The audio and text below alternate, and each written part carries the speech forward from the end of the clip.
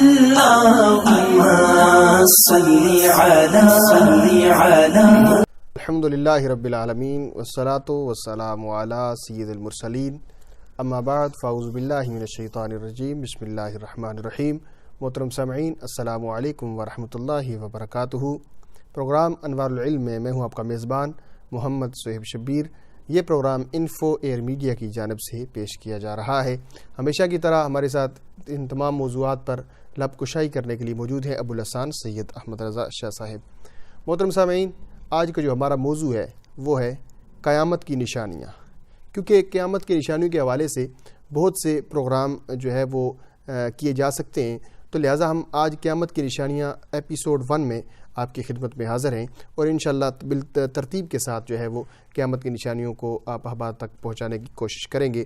شاہ صاحب، قیامت کی نشانیوں کے حوالے سے رہنمائی فرمائیں کہ رسالت مآب صلی اللہ علیہ وسلم نے قیامت کے متعلق جو آپ نے جو فرمایا کہ قرب قیامت یہ نشانیاں ہوں گی، تو اس حوالے سے فرمائیے گا کہ کتنی نشانیاں جو ہے وہ قرب قیامت کی آ چکی ہیں جن کو سمجھنے کی ضرورت ہے، جن کے ساتھ جو ہمارے سامنے ہیں مگر ہم سمجھنے سے قاصر ہیں۔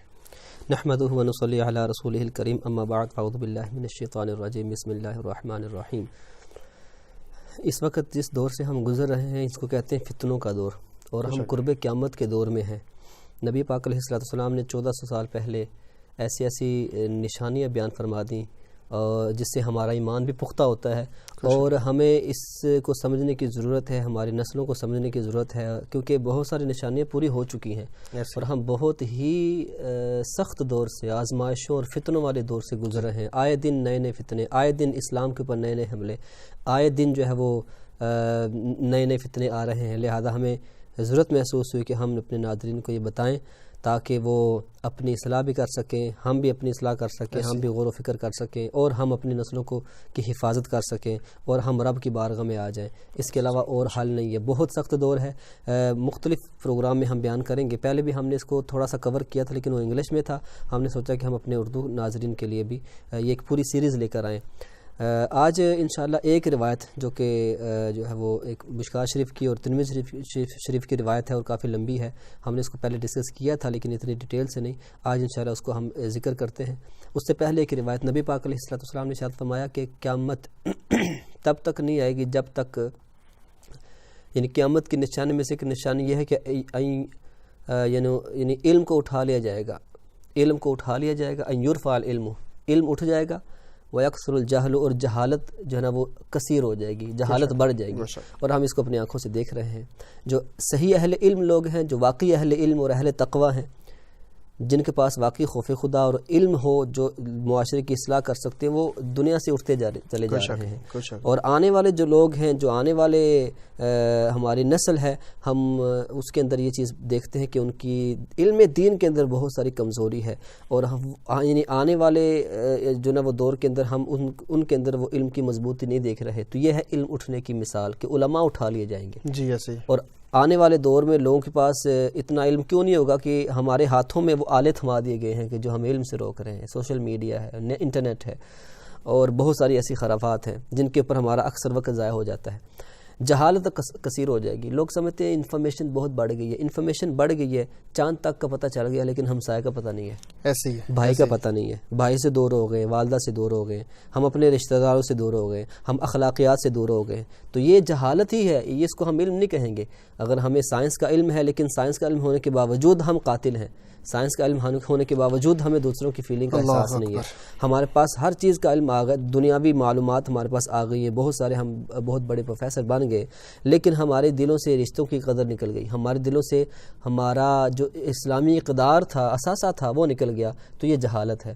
اور حضور نے فرمایا زنا کثیر ہو جائے گا، اور مرد کم ہو جائیں گے، عورتیں زیادہ ہو جائیں گی، حتیٰ کہ ایک مرد کی جو ہے وہ نگرانی میں 50 عورتیں ہوں گی، اور یہ دور آنے والا ہے۔ عورتوں کی تعداد بڑھ رہی ہے، مردوں کی پیدائش میں بھی آپ دیکھ لیں اکثر بچیاں پیدا ہو رہی ہیں۔ آپ اگر ایک سروے کریں نا، اکثر بچیاں پیدا ہو رہی ہیں اور بچے کم پیدا ہو رہے ہیں۔ تو یہ قیامت کی نشانیوں کی طرف ہم جا رہے ہیں، قیامت کی طرف بڑھ رہے ہیں۔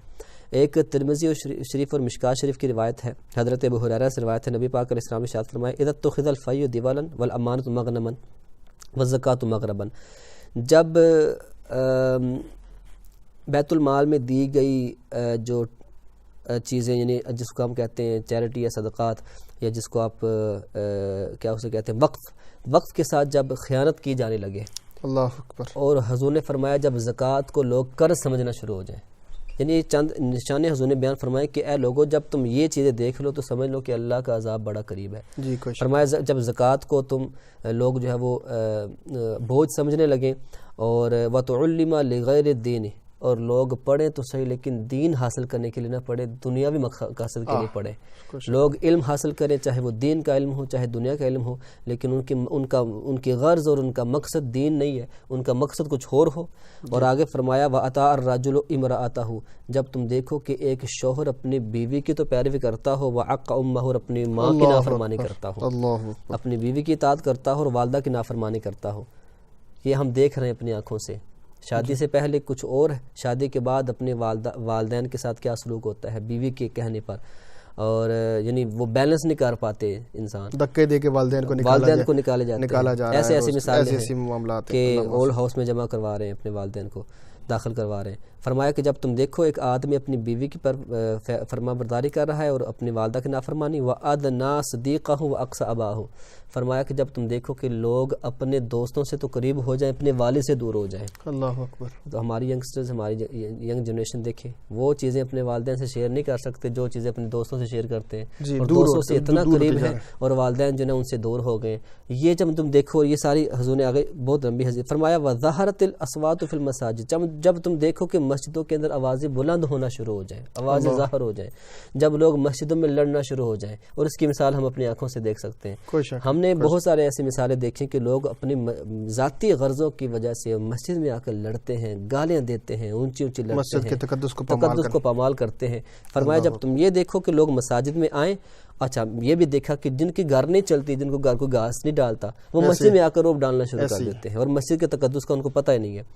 لوگ مسجد میں آ کر دنیاوی باتیں کرتے ہیں، مسجد جاہلوں کی نگرانی میں آ گئی، اور حالانکہ ان کو مسجد کا نہیں پتا، نماز کا نہیں پتا، بات تو سخت ہے، لیکن شاید ان کو استنجے کا سنت طریقہ بھی نہ آتا ہو، لیکن وہ مسجد یہ ان کے لیے سیکھنے کا ہے کہ ان کو دین سیکھیں۔ وہ مسجد کے اتنا قریب ہیں، ان کے پاس مسجد کے سارے فنڈز آتے ہیں، ان کو یہی نہیں پتا کہ کون سا فنڈ کہاں لگانا ہے، کون سا فنڈ کہاں لگانا ہے، اتنی جہالت ہے۔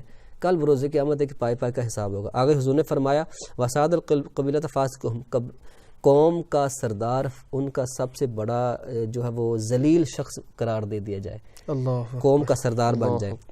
اور فرمایا کہ وَأَكْرَمَ الرَّجُلُ مَخَافَةَ شَرِّهِ، لوگ عزت کرے، دوسروں کی عزت کرے اس کے شر سے ڈرتے ہوئے کہ یار اس کے پاس تو پاور ہے، اس کے پاس تو پیسہ ہے، اس کے پاس تو عہدہ ہے، اگر میں نے اس کی عزت نہیں کی تو وہ مجھے جو نا وہ نقصان ذلیل کرے گا، تو اس کے شر کی وجہ سے عزت کر رہے ہیں، اس کی جو نا وہ اس کی رسپیکٹ کیا، اس کے اخلاق کی وجہ سے عزت نہیں کر رہے، اس سے شر سے بچنے کے لیے عزت کر رہے ہیں۔